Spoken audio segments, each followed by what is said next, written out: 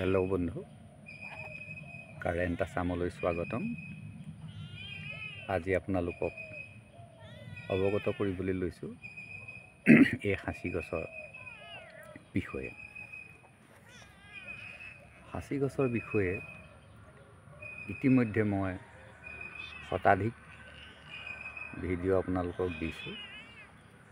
এই শতাধিক ভিডিঅ'ৰ ভিতৰত আপোনালোকে চালেই আপোনালোকে বিচৰা সকলো খবৰ উপলব্ধ হ'ব।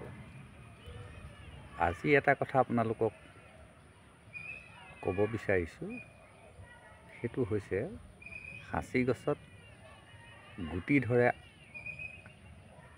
আহাৰ শাওণ মাহত, মানে মেচিয়ৰ হয়।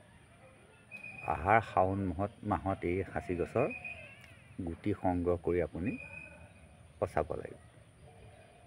আপুনি আপোনাৰ অঞ্চলত সাঁচি গছ আছে, আপুনি যদি তন্নকৈ পৰীক্ষা কৰে, এতিয়া কিন্তু সাঁচি গছত আপুনি গুটি নাপায়, কেতিয়াও নাপায়।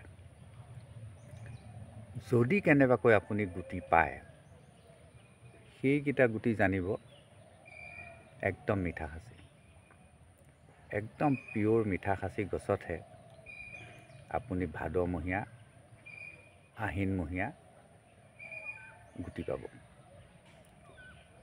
প্ৰমাণস্বৰূপে মই আপোনাক দেখুৱাবলৈ লৈছোঁ যে মোৰ এইজোপা মিঠা খাচী, কিন্তু এই মিঠা খাচীজোপা আপোনাৰ মিঠা খাচী এতিয়া নালাগে। কেলৈ নালাগে জানেনে? এই গছজোপা ইতিমধ্যে মেচিয়ৰ হৈ গৈছে। এয়া চাওক, সি যেতিয়া মেচিয়ৰ হৈ যায়, তেতিয়া কিন্তু তাৰ পাতখিনি ঠিক ভোলা সাঁচিৰ দৰেই হৈ যায়। মানে ভোলা সাঁচিৰ দৰে যেতিয়া পাতখিলা থুপুকা হৈ যাব, মোটা হৈ যাব অলপ, তেতিয়া আপুনি বুজি পাব যে গছজোপা মেচিয়ৰ হৈছে। সাধাৰণতে আমি গছ এজোপা মেচিয়ৰ কেতিয়া হ'ল, আমি সেই কথাটো উপলব্ধি কৰিব নোৱাৰোঁ। সেয়ে মই আপোনালোকক দেখুৱাই আছোঁ। এই গছজোপা চাওক, ইয়াৰ পাতখিনিত মিঠা খাচীৰ লক্ষণ আপুনি খুব কমেই দেখিবলৈ পাইছে। ঠিক একেবাৰে ভোলা খাচীও নহয়, তেনেকুৱা এটা অৱস্থা পাইছে, যিটো আপুনি দেখি আছে। আৰু এইজোপা যে মিঠা খাচী হয়, অকণো ভুল নাই, কাৰণ ইয়াত অসংখ্য পোক আছে। গছজোপাত সাংঘাতিক ধৰণে পোকে খাইছে, আৰু এই চব ওপৰ ফালে ক্ৰমান্বয়ে সি পাতলা হৈ গৈছে, মানে গছজোপা প্ৰায় শেষ হৈ গৈছে, মানে দুৰ্বল হৈ গৈছে। আৰু সেই গছজোপাত আপুনি ভালকৈ চালে এতিয়া দেখিব যে গুটি আছে। আপুনি দেখিছেনে? সাঁচি গুটিখিনি মই আপোনাক ভালকৈ দেখুৱাই দিছোঁ। এই চাওক, এতিয়া ইয়াত আপুনি গুটি দেখিবলৈ পাইছে। এজোপা মেচিয়ৰ গছেহে এইটো বয়সত গুটি দিয়ে। এই গছজোপাত এতিয়া মানে কি হৈছে, আচলতে গুটি এতিয়া দিয়ে মানে কি বুজিছে নাই? ই দুবাৰ গুটি দিয়ে। ই আহাৰ মাহত এবাৰ আপোনাক গুটি ছাপ্লাই দিব, আকৌ কাতি মাহত আপুনি ইয়াক আহিন কাতি মাহত আকৌ এবাৰ গুটি পাব, দুবাৰ গুটি পাব। এনেকুৱা গছ আপুনি হয়তো শতকৰা 5 জোপা পাব দুবাৰ গুটি দিয়া। আপোনাৰ ঘৰত যদি এনেকৈ দুবাৰ গুটি দিয়া গছ আছে, তেতিয়াহ'লে আপুনি জানিব যে আপোনাৰ গছজোপা মিঠা খাচী।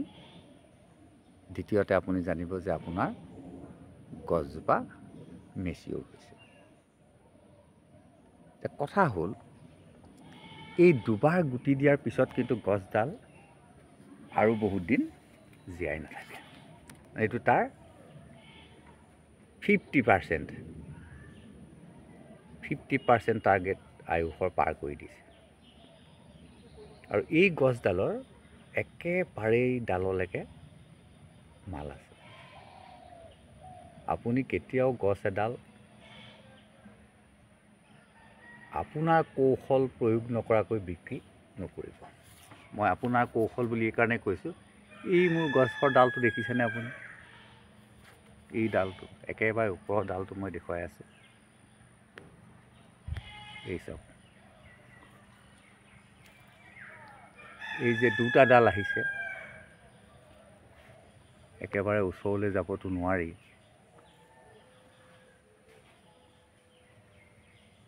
এই যে আপুনি তিনিটা ডালৰ এই যে ডালটো দেখিছে, এই গোটেই মাল। মই আপোনাক একেবাৰে গছৰ আগটো দেখুৱাই আছোঁ। মই এতিয়া আপোনাক এই গছডালৰ একেবাৰে আগটো দেখুৱাই আছোঁ। চাওক, একেবাৰে আগটো দেখুৱাই আছোঁ। এই গছডাল মোৰ 40 ফুটৰ ওপৰ হ'ব। 50 ফুট, একদম 50 ফুট হ'বই। মই আপোনাক এতিয়া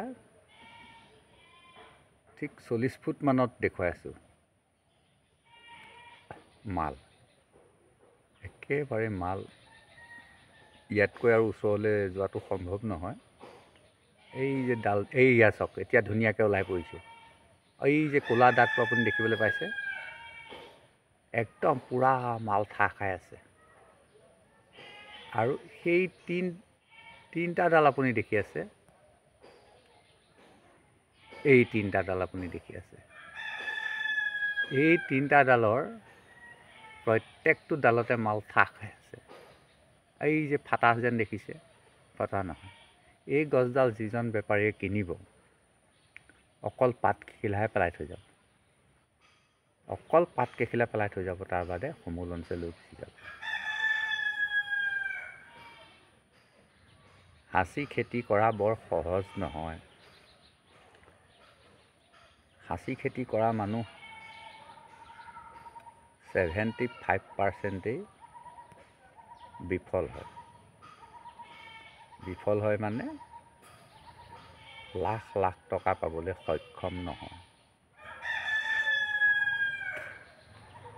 যিহেতু ই এটা বহুত দীৰ্ঘম্যাদী খেতি। এই দীৰ্ঘম্যাদী খেতিটো আপুনি কোনটো ষ্টাইলত কৰিব, সেইটো ডাঙৰ কথা। এক হ'ল আপুনি এজোপা গছতে 4-5 লাখ টকা ল'ব, নে আপোনাৰ 100জোপা গছ দি লাখ লাখ টকা ল'ব, সেইটোৰ ওপৰত ডিপেণ্ড কৰে। যদি আপোনাৰ গছ ৰুবৰ কাৰণে জেগা কম আছে, তেতিয়া আপুনি কম গছ ৰুব। আৰু 10টা পুলি বা 8টা পুলি একেলগে ৰুৱক।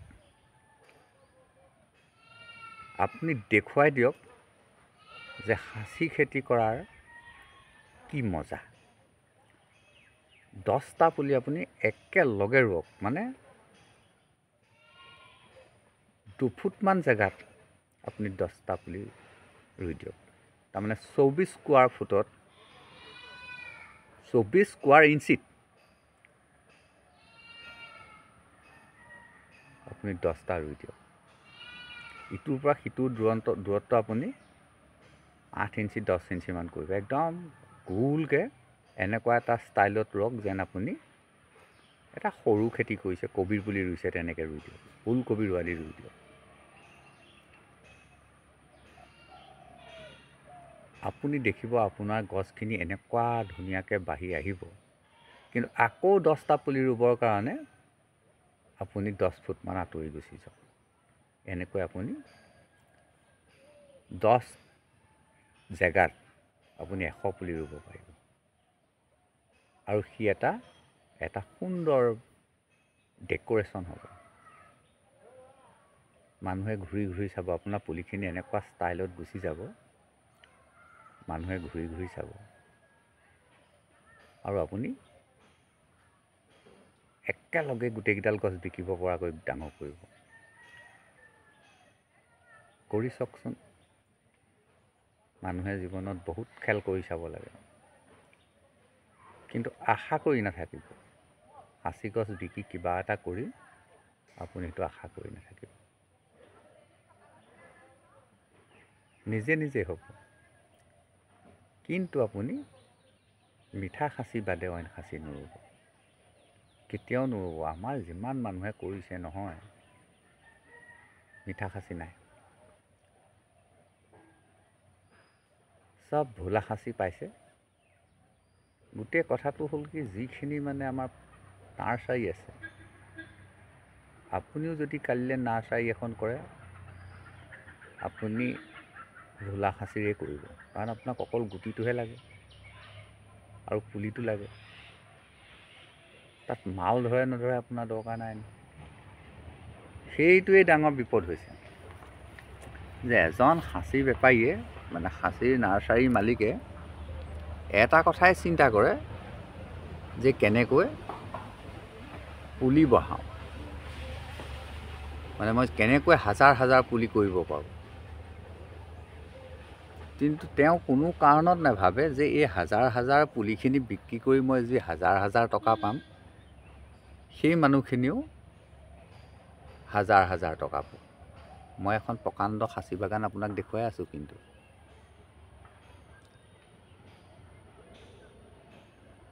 সেইখন প্ৰকাণ্ড খাচী বাগান।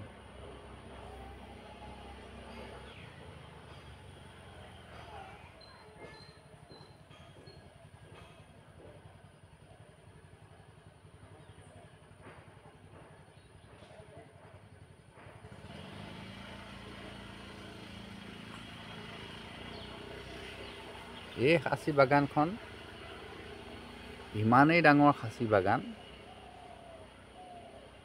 আৰু ইয়াত কোনো ভোলা খাচীৰ কোনো সম্ভেদেই নাই। চব মিঠা খাচী। এই খাচী বাগানখনত চব মিঠা খাচী আছে। কোটি টকাৰ গছ আছে, কিন্তু মানুহজনৰ কোনো অহংকাৰ নাই। এইখিনিক লৈ মানুহজনৰ কোনো লালসা নাই। দুজনী ছোৱালী উলিয়াই দিলে অকল খাচী গছৰ টকাই, কিন্তু কাকো একো নকয়, এটা শব্দও নকয় যে মই গছ বিকি ইমান টকা পালোঁ, সিমান টকা পালোঁ, নকয়। আৰু মানুহজনৰ বাৰীত কোনো খাচী বেপাৰী নোসোমায়, কেতিয়াও নোসোমায়। সাংঘাতিক মানুহ। আৰু মানুহজনো খাচী বাগানখনত সোমাই নাথাকে। তেখেতৰে সৌভাগ্য, চাহ পুলি ৰুই থৈছে মাজে মাজে। চাহ খেতি কিন্তু ভাল নহয়, চাহপাত বিশেষ নাপায়, কিন্তু খাচী গছত পায় লাখ লাখ টকা। সৈ যিডাল এতিয়া আপুনি বগাকৈ গছ দেখি আছে, সেই এডালতে এতিয়া 2 লাখ টকা পাব। সেই বগাকৈ যিডাল খাচী গছ দেখি আছে, 2 লাখ টকা। এনেকৈ কৰিব লাগে। কিন্তু মানুহজনৰ বাৰীখন বহুত ডাঙৰ, 5 বিঘামান আছে, আৰু গোটেই 5 বিঘাতে অকল খাচী গছেই আছে। 2 জোপামান নাৰিকল গছ আছে, চজিনা গছ আছে, আৰু বাকীখিনি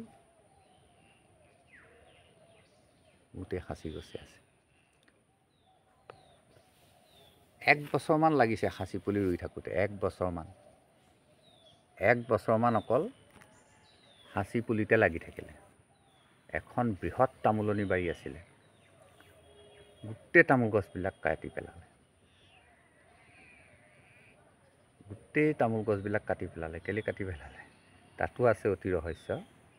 যি কি নহওক সেইখিনি কথা মই নকওঁ, কাৰণ তামোল গছখিনি বেলেগ মানুহ এজনে ৰুইছিলে, পাছত তেখেতে বাৰীখন কিনি লৈছিলে, আৰু সেই তামোল গছখিনি থাকিলে সিজন মানুহৰ মনটোত দুখ লাগিব বুলিয়ে হয়তো তেখেতে তামোল গছখিনি সমূলনছে কাটি পেলালে।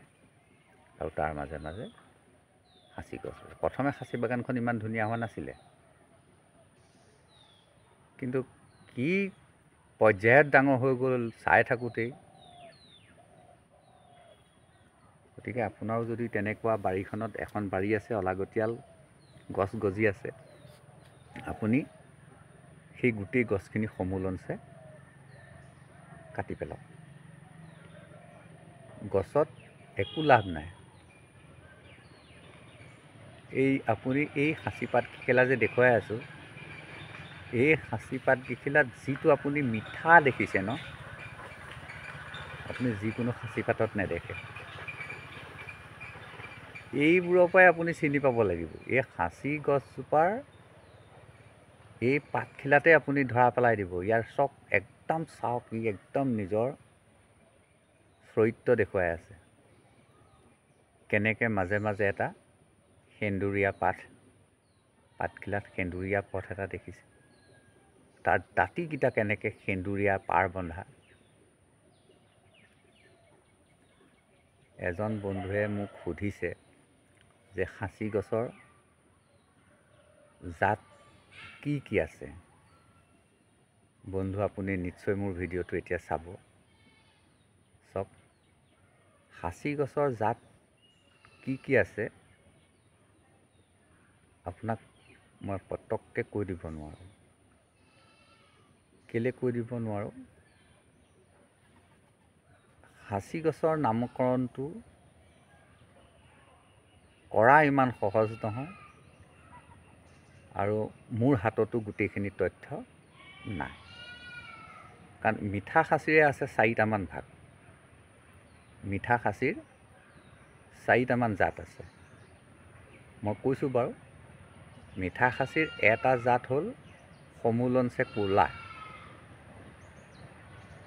আৰু সেই গছডাল সাধাৰণতে অলপ বেকা হৈ যায়, সাধাৰণতে।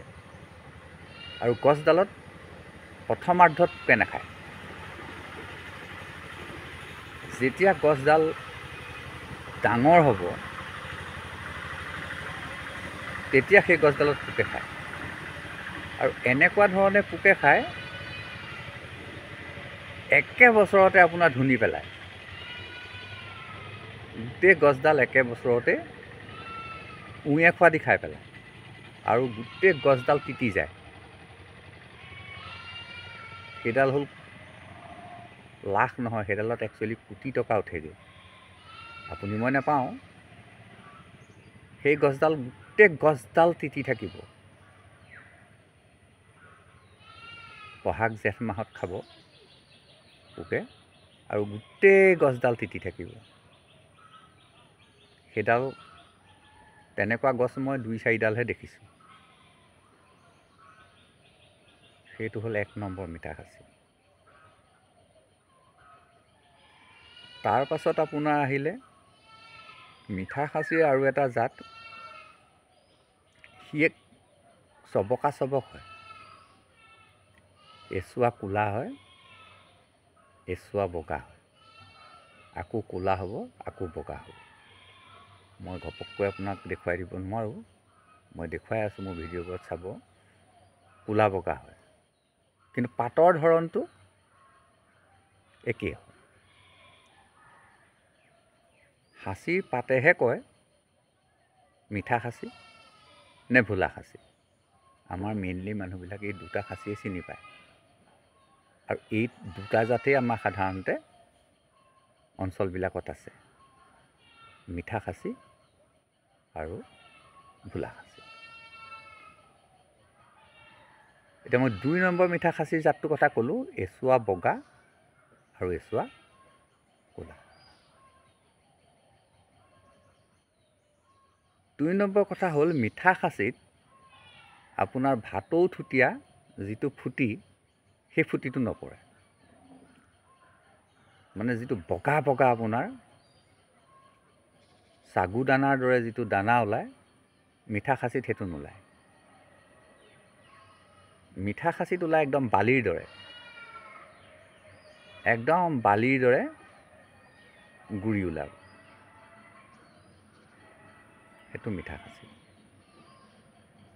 কেতিয়াবা কিন্তু সেই 2 ধৰণৰ পোক দেখিবলৈ পোৱা যায়। সেইডাল মিঠা সাঁচিৰ নিম্ন পৰ্যায়ৰ গছ, তাক 2টাই খায়। কিন্তু যিডাল মিঠা সাঁচি, তাত অইন পোক নপৰে, সেই জাতটোৱে পোক পৰিব।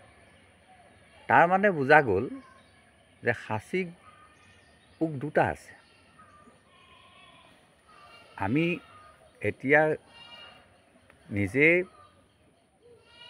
যিটো নিৰীক্ষণ কৰি আছোঁ, নিৰীক্ষণ কৰি থকাৰ পৰাহে আমি বুজি পাইছোঁ যে সাঁচিৰ পোক দুটা আছে।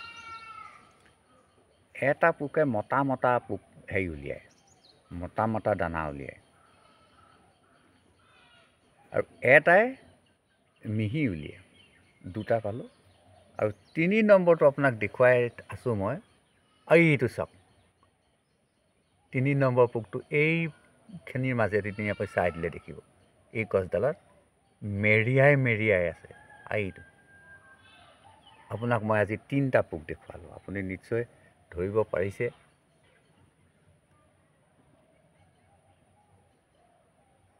হয়তো সেই গছডালত যে মেৰিয়াই আছে, সাপে মেৰুৱা দি, সেইটো। এই 3টা মই আপোনালোকক আজি পোকৰ ধাৰণা দিলোঁ। আকৌ ঘূৰি গৈছোঁ। মিঠা খাচী মই আপোনাক 2টা জাতৰ কথা ক'লোঁ। মিঠা খাচীৰ 3 নম্বৰ জাতটো হৈছে খুব টান গছডাল।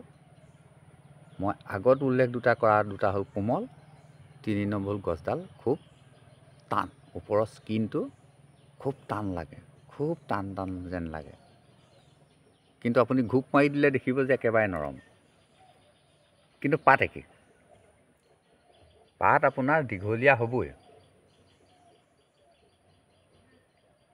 এইখিনি পাতৰ লগত অৱশ্যে আপুনি ৰিজাব নোৱাৰে, কাৰণ এইজোপা মেচিয়ৰ গছ। এইখিনি পাত আপুনি মিঠা খাচী যেন এতিয়া লগা নাই, এতিয়া ভোলা খাচী যেন লাগিছে। মই 3টা জাতৰ কথা ক'লোঁ। এতিয়া আহোঁ ভোলা খাচীৰ কথা। মুঠ 17টা জাত আছে। এতিয়া আহোঁ ভোলা খাচীৰ কথা। ভোলা খাচীৰ পাত আপুনি এনেকুৱাই দেখিব, এনেকুৱা ডাঠ দেখিছেনে? এনেকুৱা দেখিব। এইটো এই যে আপুনি দেখি আছে, এইটো ভোলা খাচী। ভোলা খাচীৰ পাত আপুনি এনেকুৱা দেখিব, পুলিতে দেখিব।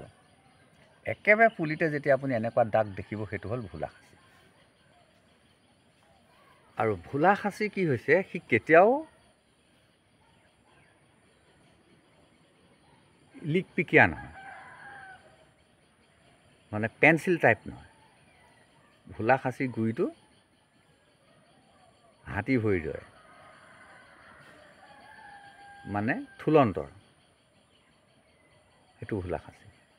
তাৰ পাতখিনি ধপকা ধপক আৰু ডাঠ। কাঠপাতটো হ'ব অকণমান ঘূৰণীয়া। গতিকে আপুনি যেতিয়া পুলি কিনিবলৈ যাব, আপুনি সেই ঘূৰণীয়া কাঠপাতৰ পুলিখিনি নিকিনিব। আপুনি মিঠা খাচী পাবলৈ হ'লে আপুনি মিঠা খাচী থকা গাঁওখনলৈ যাবই লাগিব। আপুনি নহ'লে কোনো সাধ্য নাই, আপুনি মিঠা খাচী গছৰ খাচী পুলি বিচাৰি আনিম বুলি আপুনি নেভাবিব। আজিলৈকে মেজৰ সংখ্যক মানুহেই সফল হোৱা নাই।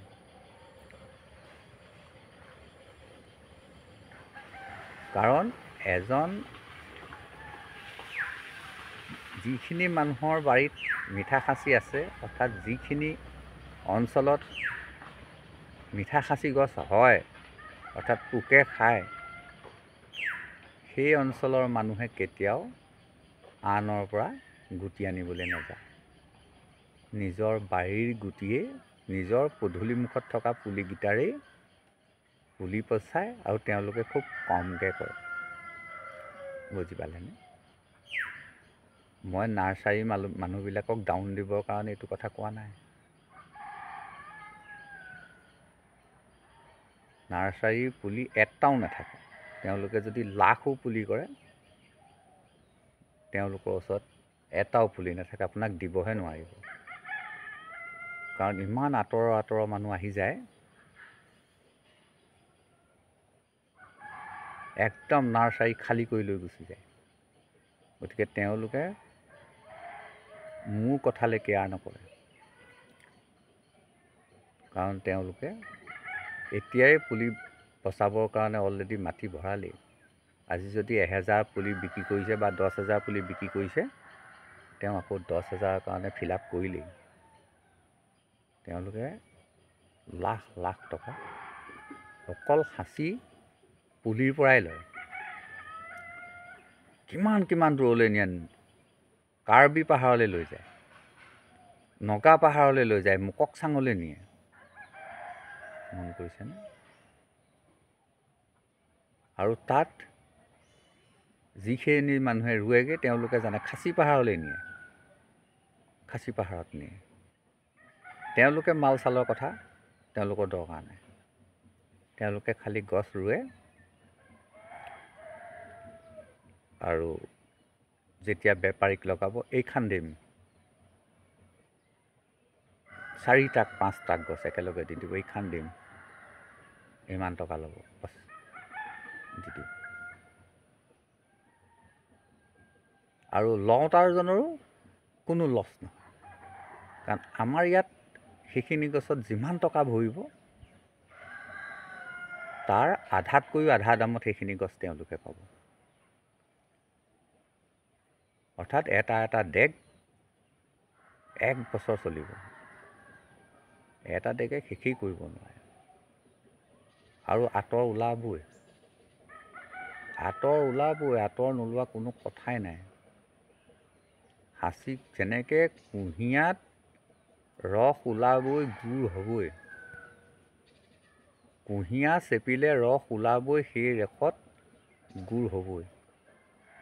লাগিলে আকি কুঁহিয়া হওক, পিঁয়াজী কুঁহিয়া হওক বা 440 হওক, যি কুঁহিয়াই নহওক। এতিয়া অৱশ্যে কুঁহিয়াৰ নামবিলাক মই আপোনালোকক ক'ব নোৱাৰোঁ, কাৰণ এতিয়া কুঁহিয়াৰ খেতি প্ৰায় শেষ হৈ গ'ল। যেতিয়া আমাৰ চেনি মিলটো হৈছিল, দেৰগাঁৱত এটা চেনি মিল হৈছিল, তেতিয়া কিন্তু অবাধ কুঁহিয়াৰ খেতি কৰিছিলে মানুহবিলাকে। ট্ৰাকে ট্ৰাকে কুঁহিয়াৰ লৈ গৈছিলে, ট্ৰাকে ট্ৰাকে নিছিলে। মানে গুড় কৰাতকৈ চেনি মিললৈ দিলে মানুহৰ লাভ হৈছিলে। আৰু যেতিয়াই চেনি মিলটো ভাগি গ'ল, তাৰপিছত মানুহে কুঁহিয়াৰ খেতি কৰিবলৈ এৰি দিলে, চাহ খেতিলৈ গুচি আহিলে। এতিয়া আপোনাৰ ঘৰে ঘৰে চাহ, ঘৰে ঘৰে চাহ। বিখ্যাত চাহ খেতিয়ক হেমেন বৰুৱাই কৈছিলে যে মোৰ ৰুমটোমান জেগাতো মানুহে চাহ গছ কৰে, য'ত নেকি 2 গ্ৰাম মেডিচিন মাৰিব লাগে, তেওঁলোকে 2 গ্ৰামকৈ কিনিবলৈ নাপায়, 50 গ্ৰাম কিনি আনি গোটেই 50 গ্ৰাম মাৰি দিয়ে। ফলত চাহবিলাক বাহিৰত বিক্ৰী কৰিব নোৱাৰা অৱস্থা এটা হৈ গৈছে। ফলত অসমৰ চাহৰ মানদণ্ড একেবাৰেই নিম্নগামী হৈ গৈছে। চাওকচোন কথাটো। খেতিয়কসকলে কেনেকৈ চাহ খেতিৰ ওপৰত বিৰূপ প্ৰভাৱ পেলাইছে, সেই গোটেইখিনি কিন্তু হৈ আছে আমাৰ ধান খেতি, ৰবি শস্য সকলোতে। এজোপা জাতিলাও গছত যেতিয়া জাতিলাওবিলাক পোকে ধৰিছে, তাত 2 গ্ৰাম মাৰিব লাগে, 2 ml নভা মাৰিব লাগে। আমাৰ কি কৈছে 20 ml দি দিছে। ফলত কি হৈছে, মানুহ ৰুগ্ন হৈ গৈছে। 2 ml কাম কৰিলেহেঁতেন, 2 ml 15 লিটাৰ পানীত মিলাই স্প্ৰে কৰি দিয়াহেঁতেনেই কাম কৰিলেহেঁতেন, মানুহৰ দেহত কোনো বিৰূপ প্ৰভাৱ নপৰিলেহেঁতেন। কিন্তু 20 ml দি দিলে। এইখিনি হ'ল আমাৰ নজনা দোষ। নজনাৰ কাৰণে আমি নিজেই নিজকে ধ্বংস কৰিলোঁ। মানুহজনে বুজিছে, বন্দুকটো চফা কৰি আছে। অকণমানি ল'ৰাটোৱে ক'লে, পাপা এইটোৱে কেনেকৈ গুলি ফুটায়? দিলে বাপেকে শিকায়, এনেকৈ কাৰ্টিজটো ভৰাব লাগে, এনেকৈ টিংগাৰটো টিপিব লাগে, এনেকৈ পোনাই ল'ব লাগে, ঠাওকৈ শব্দ হৈ তুমি মাৰি দিয়া, হৈ গ'ল। বাপেকে চফা কৰি আছিল। অলপ পিছত কি হ'ল, বাপেক গাখীৰ খীৰাবলৈ বহিলে, ল'ৰাটোৱে কাৰ্টিজ ভৰাই ল'লে, বাপেকলৈ পোনাই ল'লে, টিংগাৰ টিপি দিলে, ঠাও কৰিলে, বাপেক লুটি খাই পৰিলে। গতিকে চাওকচোন, এইখিনি আকৌ অজ্ঞতাৰ দোষ, মানে যাৰ যিটো কাম সি সেইটো কাম কৰিব লাগে, সি সেইটো কাম নকৰি যদি বেলেগ কাম কৰিবলৈ গৈছে তেতিয়া সি বিপদত পৰি যাব। এতিয়া চাওক, সেই কথাটোকে এনেকুৱা হয় যে অইন এজন বাপেকে আকৌ কি কৰিলে, এটা ল'ৰাৰ বৰ ভয়, তাক হাবিত বান্ধি দিলে, ঠেং এটাত ৰছী এডাল লগাই বান্ধি দিলে। এটা ভালুকে ল'ৰাটোক খাবলৈ জঁপিয়াই আহিলে, ল'ৰাটোৱে কিন্তু চিঞৰ বাখৰ কৰিছে। একদম ওচৰ পাওঁতেই বাপেকে গুলি কৰি ভালুকটোক মাৰি দিলে। ল'ৰাটোৰ বুকুত সাহস আহি গ'ল, ভয় কৰি লাভ নাই, ইয়াক এনেকৈ কৰিব পাৰি। সেই বাপেকজনে এদিন শুই আছিলে, ল'ৰাটোৱে দেখিলে যে এটা প্ৰকাণ্ড বাঘ খিৰিকীয়ে সোমাইছে, আধা সোমাইছে, আৰু লৰালৰিকৈ ল'ৰাটোৱে কি কৰিলে, বন্দুক লৈ বাঘটো গুলিয়াই হত্যা কৰিলে। আৰু বাপেক টোপনিত, বন্দুকৰ মাত শুনিহে গম পাইছে যে কি দুৰ্ঘটনা ঘটিল। এই কাহিনীবোৰক সজাই পৰাই লৈ আমি বহুত কথা চিন্তা কৰিব পাৰোঁ। এইখিনিতে আৰু এটা কথা কম দেই, এই যে খেতিয়কজনে কেনেকৈ খেতি কৰিবলৈ আদৰ্শটো পালে মই কওঁ শুনক। এই মানুহজনৰ মোমায়েকজন, এই যিখন বাগানৰ কথা দেখুৱাই আছোঁ, মোমায়েকজন প্ৰকাণ্ড মানে খেতিয়ক, তেখেত গ্ৰাম সেৱক, তেখেতে বহুত সাঁচি গছ কৰিছিলে। এদিন কি হ'ল, এখন গাড়ীত এক গাড়ী সাঁচি গছ লুট কৰিলে। পইচা দিয়া নাই, কিন্তু গাড়ীত লুট কৰিছে। মোমায়েকে কি কৰিছে, খিৰিকীয়েদি বন্দুকটো লৈ গাড়ীখনৰ টায়াৰটোলৈ, আগ চকাটোলৈ পোনাই থৈছে, আৰু ভতিজাকে সিহঁতৰ লগত কথা বতৰা পাতি আছে। হঠাৎ এজন বেপাৰী, যিজন বেপাৰীক মই লগ পাইছোঁ, বহুত কথাও পাতিছোঁ, হাঁহে কথাটো শুনিলে। এতিয়া সেই বেপাৰীজনে যেতিয়া পইচা দিছে তেতিয়া খুবকৈ বন্দুকটো ভৰাই থৈ দিছে। বহুদিনৰ আগৰ কথা কৈছোঁ, বৰ্তমান এতিয়া মানুহজনৰ বয়স 103 বছৰ 4 বছৰমান হৈছে, বিয়াগোম মানুহ, এতিয়াও জীয়াই আছে। 103 বছৰ পাৰ হৈছে, বিয়াগোম মানুহ। মই নামটো নকওঁ বাৰু, আছে, কাৰণ তেখেতৰ বয়সৰ মানুহ এতিয়া দুজনহে আছে, এজন শিক্ষক আৰু তেখেত হ'ল গ্ৰাম সেৱক। সেই তেখেতৰ পৰাই এখেতে আদৰ্শ ল'লে আৰু সাঁচি খেতি কৰিলে। আৰু এতিয়া আপোনালোকে মোৰ পৰা কথাখিনি জানি সাঁচি খেতি কৰিবলৈ আৰম্ভ কৰিছে। মই একো নাপাওঁ, কিন্তু আপোনালোক লাখ টকাৰ মালিক হ'ব। আকৌ দৃঢ়তাৰে কওঁ, যদি মিঠা সাঁচি ৰুৱে, যদি আপুনি মিঠা সাঁচিৰ নিচিনা এজোপা আকৌ সাঁচি গছ পায়, একদম ছেম, আপুনি ধৰিবই নোৱাৰিব, মিঠা সাঁচিৰ নিচিনা, পাতবিলাক দীঘল দীঘল, সেইজোপা আপুনি যদি ৰুৱেহি, তেতিয়া আকৌ কি হ'ব, 5 ফুটমান গৈ দুডাল হৈ যাব, 5 ফুটমান হৈ গছডাল দুডাল 3ডাল এনেকৈ ফেৰেঙনি মেলি গুচি যাব। সেইটো ভোলা সাঁচিৰ এটা জাত। মেইন ভোলা সাঁচিটোৰ কথা মই আগতে কৈ আহিছোঁ, যে সি জোপোহা হ'ব, ডালপাত মেলিব, ভয়ংকৰ হ'ব, থুলন্তৰ হ'ব, একদম বকুল গছৰ নিচিনা হ'ব। কিন্তু সেই ভোলা সাঁচিটোৰ জাতটোৱে আকৌ কি হ'ব, সি 6 ফুট মান গোটেই বগা, তাত আপুনি আকৌ ক'লা নেদেখে, গোটেই বগা, একদম পোৱালিতে সি বগা, আৰু গোটেই গছডাল বগা। আপুনি সেইডাল গছ নাৰাখিবই, কোনো কাৰণত নাৰাখিব, কাটি কুটি বিকি দিয়ক, নিনিয়েই। আমাৰ ইয়াৰ বেপাৰীয়ে নিনিয়ে। আমাৰ ইয়াৰ বেপাৰীয়ে কেলৈ নিনিয়ে জানেনে? আমাৰ ইয়াত অসংখ্য মাল আছে, মানে প্ৰত্যেকডাল গছতে আগৰ আছে, গতিকে আগৰ নাইকিয়া গছ আমাৰ ইয়াত নিকিনে। এইখিনিতে এটা কথা আপোনালোকক ক'ব পাৰোঁ, আমাৰ এই যোৰহাট ডিষ্ট্ৰিক্টৰ দেই, মই এদিন গৈছিলোঁ, যোৰহাট ডিষ্ট্ৰিক্টত এডোখৰ জেগা আছে ঢেকীয়াজুলিৰ আশে পাশে, ঠিক কঁহাৰ গাঁও পৰে এৰিয়াটোত, ইমানেই সাঁচি গছ আছে, ইমান মাল আছে, কিন্তু কোনো কাৰণত দাম নিদিয়ে। ইমান মাল আছে, মানুহবিলাক অসহায় হৈ গৈছে, কিন্তু দাম নিদিয়ে। কেলৈ দাম নিদিয়ে? কাৰণ সেই বেপাৰীখিনি অতি চালাক। মানে কি হৈছে, বেপাৰী আপোনাৰ সঁচাকৈ যদি আপুনি সাঁচি খেতি কৰা মানুহ বা সাঁচিত বিক্ৰী কৰিছে, তেতিয়া আপুনি এটা কথা মন কৰিবচোন, আপোনাৰ অঞ্চললৈ নতুন বেপাৰী নাযায়। নতুন বেপাৰী কদাচিত নাযায়। 6জন বা 4জন মানুহ থাকিব, সেইকেইজনে সেই জেগাটোত ঘূৰি থাকিব।